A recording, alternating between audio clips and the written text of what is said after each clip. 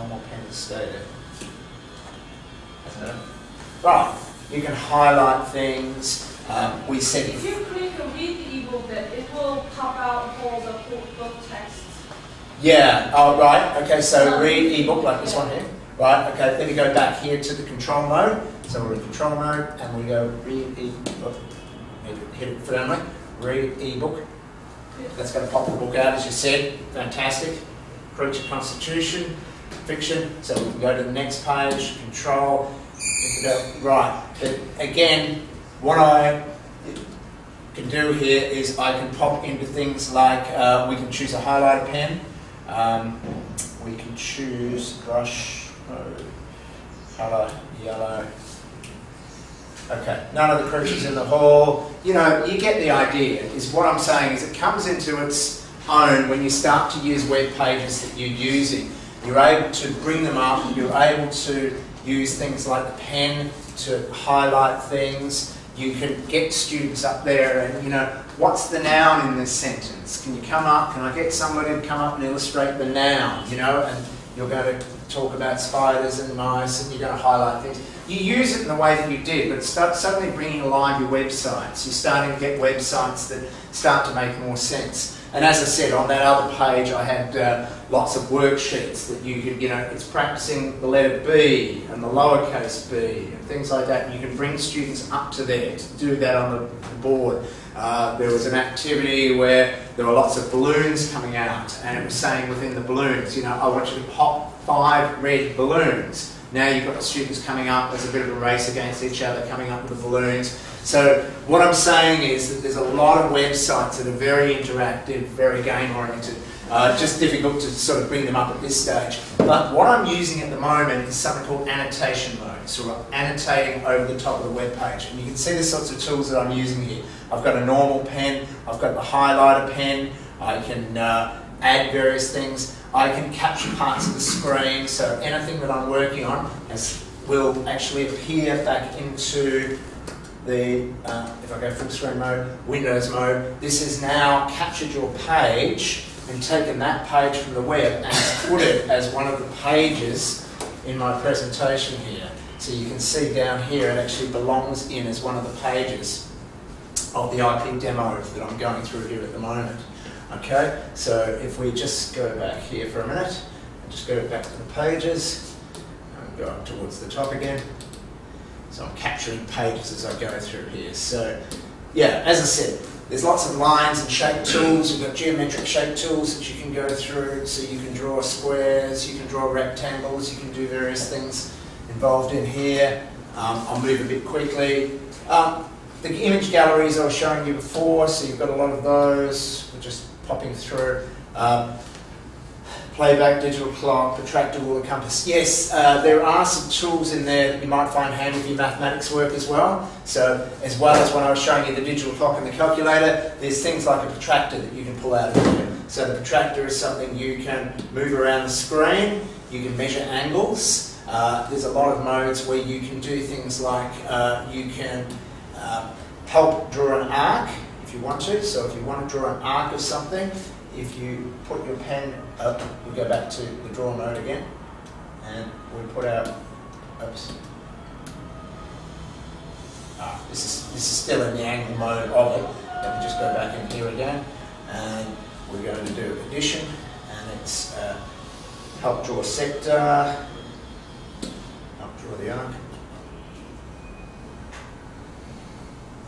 Okay, it's going to hug around the edge of an arc so that you can do sort of bits and pieces like that. So again, that was easy to do when you're doing those.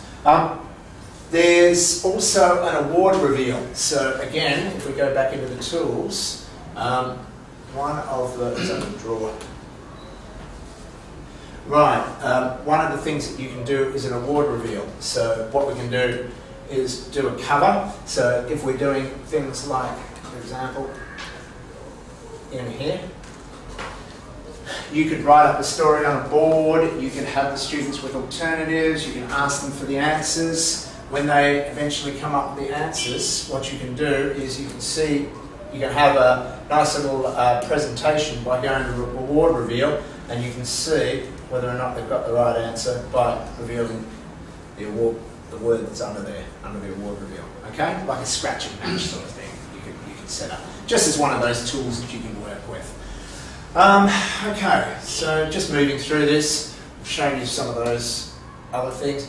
Look, there's a lot of templates that you can go through in here as well. So with the resources, as well as having things like a public gallery with education things, you have a series of templates. So you've got court templates like that basketball court before, English, a grid, there are music templates. So if you wanted to, for a teacher, let's just go and insert a new page. Let's turn our protractor off. Let's get rid of the award reveal again for a minute. And let's go something like a music template. These are music templates that you can bring out onto the screen. So now a teacher is in a position where they're able to draw. Now, don't put me to the test, it's been forever since I remember about quavers and semi-quavers and bits and pieces, but you get the idea, okay? So you can draw all sorts of things on a screen. I have no idea. But at least you get the idea of what it's all about. You can use those templates in quite a powerful way. And again, with the template I was showing you here as an example, this might be a setting for a storytelling. So you can go back into here, you put the template up there. What you can now do is maybe get people, you can drag, I don't know what a ballerina would be doing in the middle of the forest, but you can drag your ballerina onto the screen. You can now, again, select her.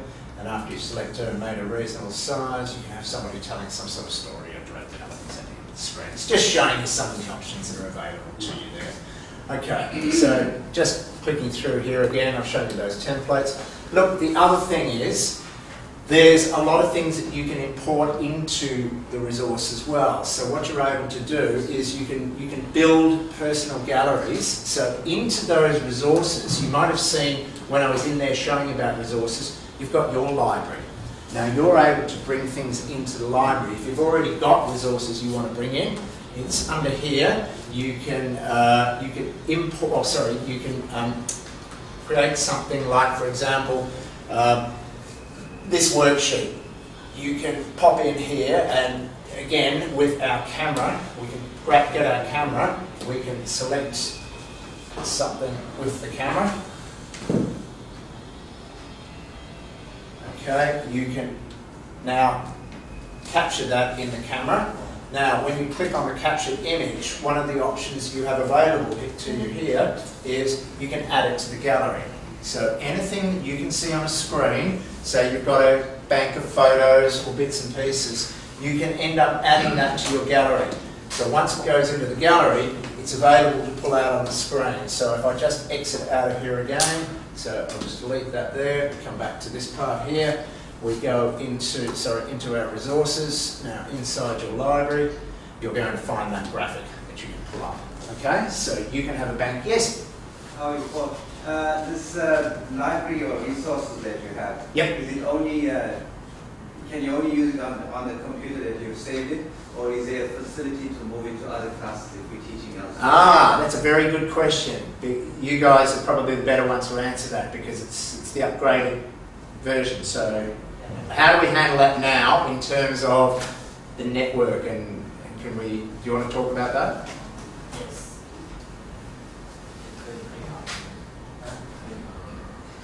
You can copy to another file. Yes. Yeah. And take it. And will it go automatically, or do you have to put it on a USB? Yes, yes. And you can use the USB in the file, and you can copy to our software. Right, sorry, I just need to defer to them because there's a number of different modes of doing things, and it's changed because the software's changed a little bit since the last time, so I wanted to make sure they gave you that answer. But you can certainly fill your own galleries on site in that computer, but as they say, you can then transfer them to another one, and it does work that way, so you can export resources. Okay, so you can build those resources, and you can use those in a certain way. So you can build those resource banks as a way of capturing those. Let me go to the next page.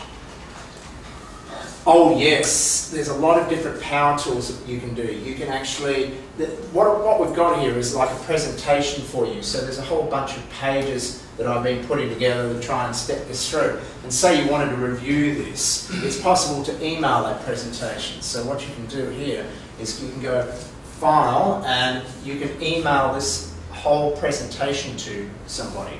or if you just want to save it on the desktop, you can export it. You can export this whole presentation as web pages that you can go through as an HTML and bring up in a browser and work through those. So there's a lot of different ways of actually storing it and doing those sorts of things.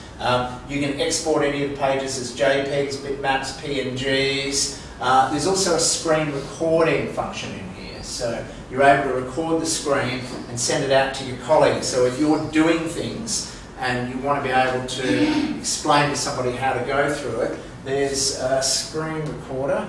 Now, screen recorder, I haven't been to this one for a while. Auto save as, edit, draw. I think it's right, screen recorder. So if you pop in here and you launch the screen recorder, this is going to record everything and capture everything that's on screen, right? And then the whole movement, the whole presentation, your whole lesson can be emailed out to somebody else. And do that, so you can end up recording the whole thing. The other thing that you can, if you want to use your microphone, you can use microphone to pick up sound. You can have a whole lesson recorded for you if you want to, so that, if students are missing or they're overseas, you can record all that for them. The other thing that you can do is you can actually connect two boards together and have a board in another room replicating exactly what you do.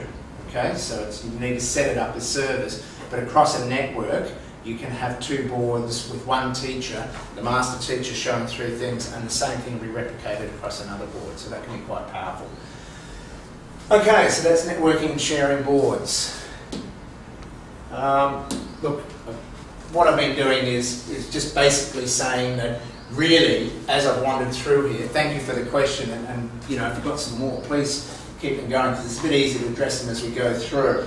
As I said, as part of this presentation, what I wanted to do is illustrate some very lively, interactive things that you can bring up on the screen. Let me have one more go at this. I'm challenged to do this. I know it's causing me all sorts of grief, but I'm going to have another go and see whether I can log in here again. Let me click in here. Let me bring up the, firstly I've got to bring up the screen, the soft keyboard.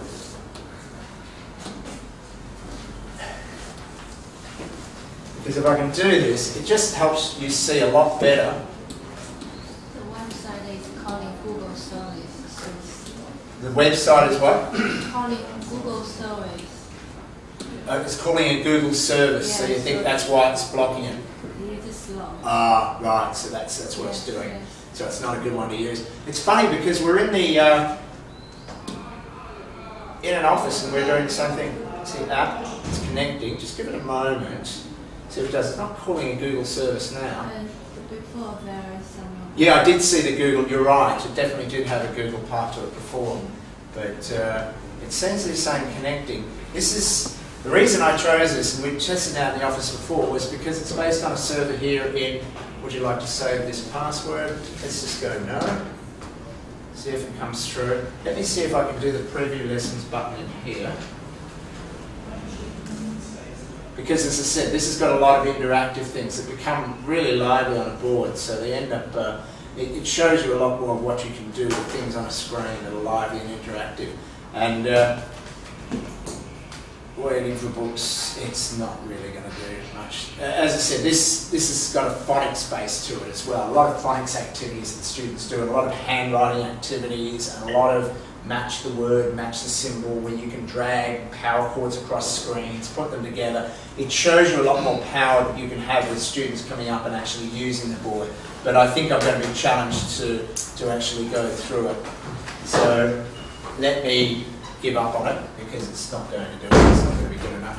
But what I was going to just finish off with is just try to summarise a little bit of what I was talking about there. Let's get out of here as well. But you have got a lot of things that you can hook up to the board. Again, we've got the computer hooked up to it. Because the computer can actually work as a media centre, you can have lots of things that you can bring in onto the board.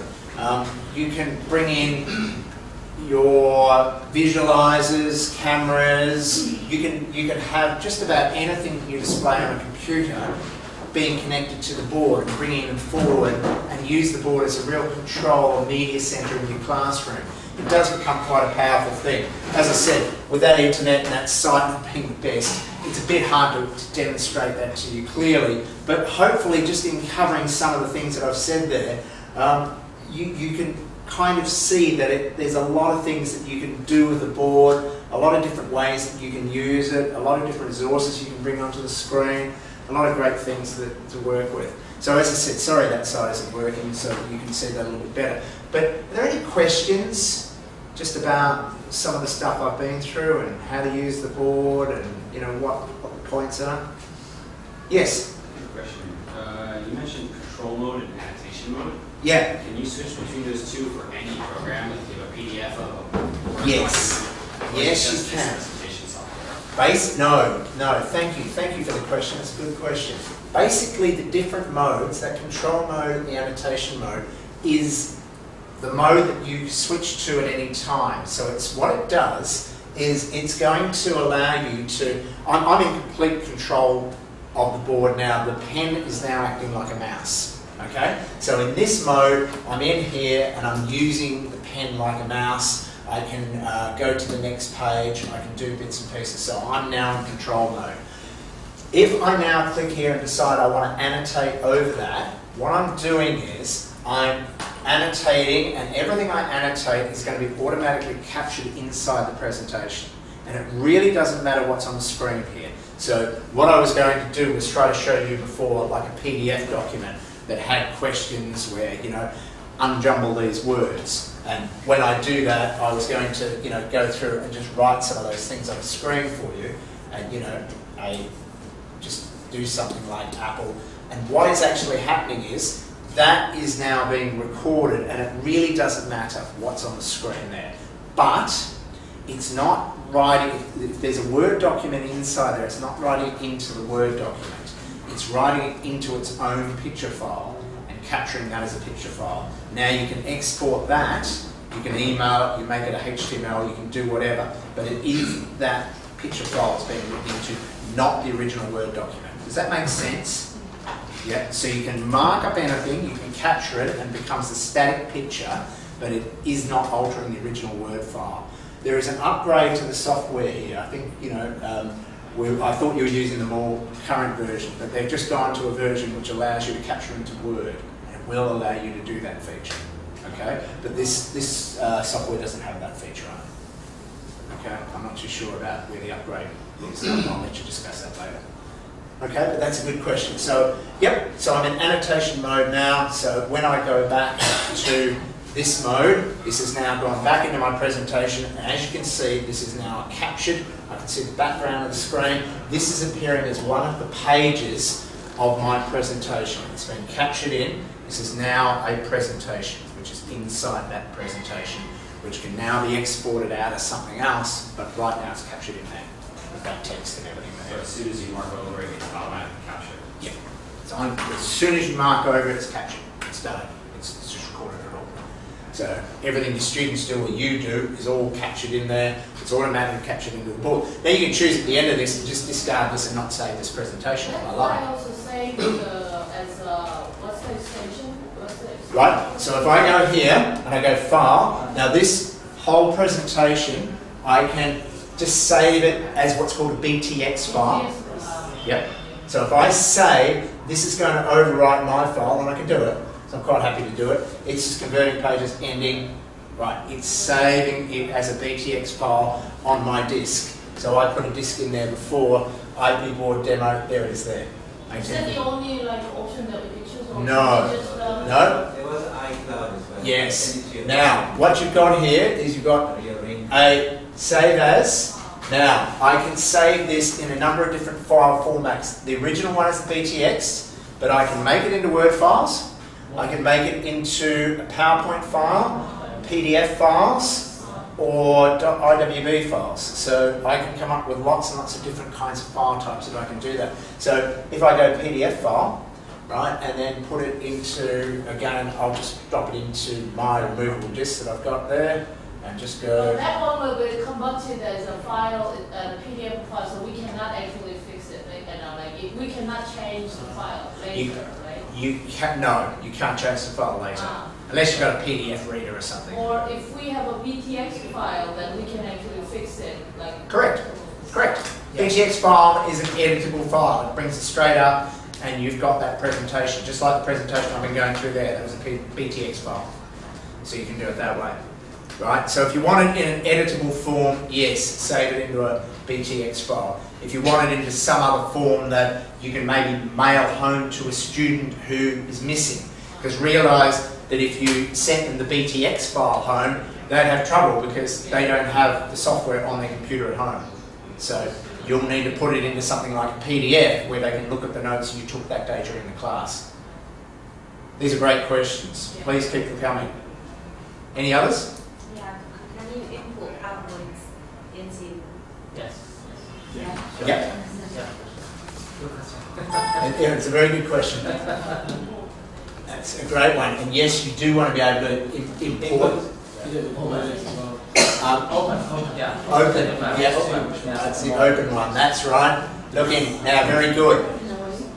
So what I can do is I can open a file in here, and these are the kinds of files that I can open up, so I can bring that in here. So what I can do is I can go into, say for example, a PowerPoint file, and I had a file again in that removable disk, their presentation.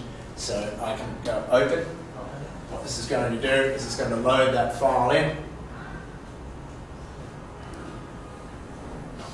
And now that file is being brought into the BTX software. So again, I can use all the tools available here. So if I wanted to, again, use the pen to mark up something over the top of the PowerPoint presentation, I'm able to do that. Okay? So all that stuff is available to me. And again, you know, all the capture, screen capture bits and pieces on the PowerPoint file, you're able to do that directly into here because you just open it directly into the BTX. So you've got all the editable parts that you can do here.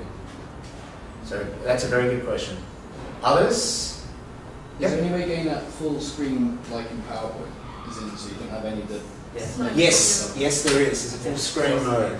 So view, that's it. View, and then there should be a full screen on here. View full screen. Yep. There you go. And you've got the arrows in here that you can kind of work just like a PowerPoint presentation. So I can step forward through each one, previous page, next page. This is just a pretty boring document, but basically you get the idea that it's all just usable in a full screen mode. So you can definitely do that. And then of course it's just a matter of taking it back to the window mode again, and you're back to where you were again. Then your pages, as I said before, are all just in there and editable. And you can do whatever you need to do out of whatever.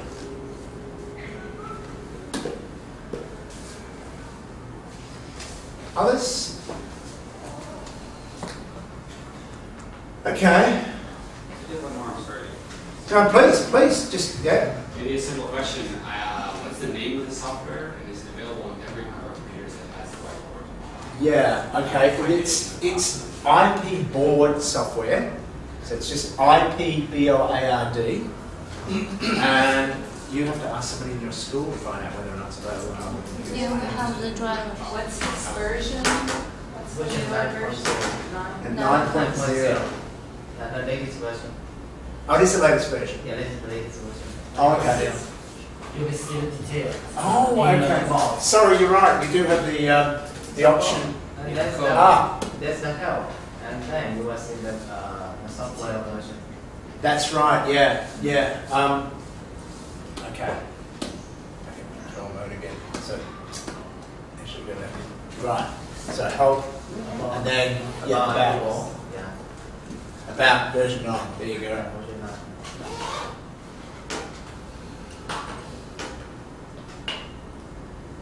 It will update automatically if we have a new version launch. Yeah. So software. Yeah. You can update automatically. It does it across the internet, does it? New version. Yeah. Okay. Just update.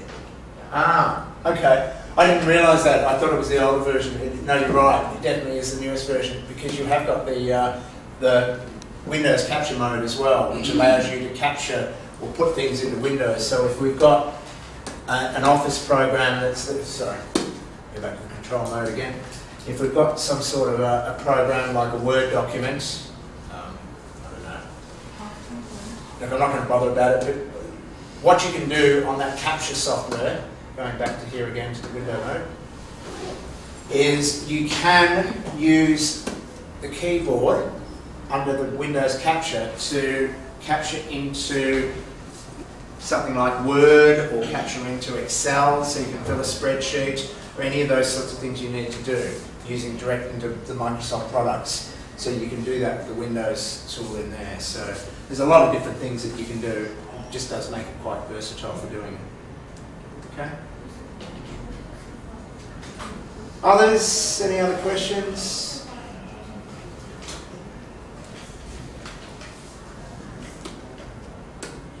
As I said, I doubt whether any of that other stuff has come up. No, it hasn't, so it's been unfortunate.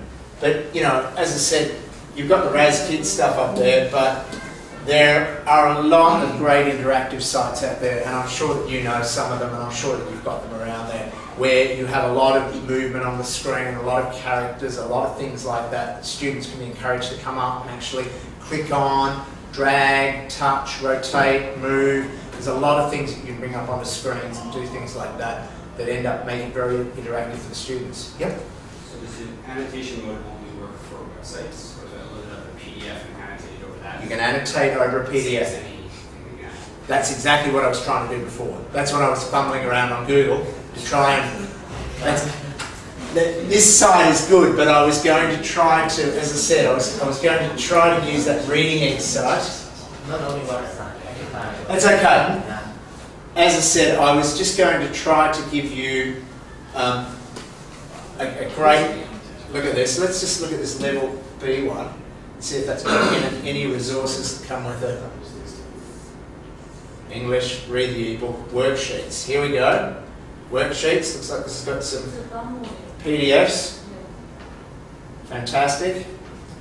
Now, this is the sort of thing I was trying to look for before. So if we go to this and we open up that worksheet, so I'm opening, fantastic. So I'm opening a PDF, right? So exactly as we were saying before there. So we've got name, cat, so we're trying to put stuff in here. We'll just go back to here again, and let's go back to our annotation mode again. Actually, control mode.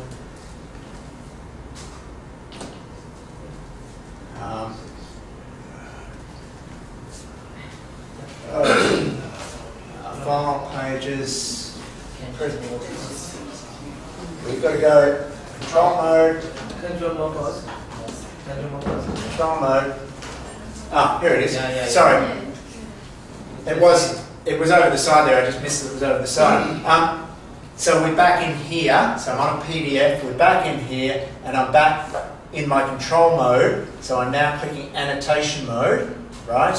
So it comes up with the default as being the pen. So if I wanted to see what this was, and I needed to write the word cow, then I can write C-O-W. Now again, this is because it's a PDF, it's not recording it into the PDF. It's actually putting it into the BTX file, which is being captured. So that was exactly what I was trying to do before. So again, you're getting the students to come and write flower here, and those sorts of things. And again, now when you go back into the window mode, then this is now captured on a page that's part of your presentation. It's in the presentation mode, okay? And you can continue to edit here, but of course you can't scroll any further to see any more of the PDF, because the PDF is really inside this page here. It's down in here. It's quite deceiving to do that. I do that all the time. When I scroll down there, I'm clicking here thinking I'm going to the website. I'm not, of course. I have to go there to go back to the website.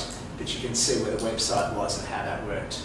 Okay? Because what it's done is it's put it into this document here, and I can now go through.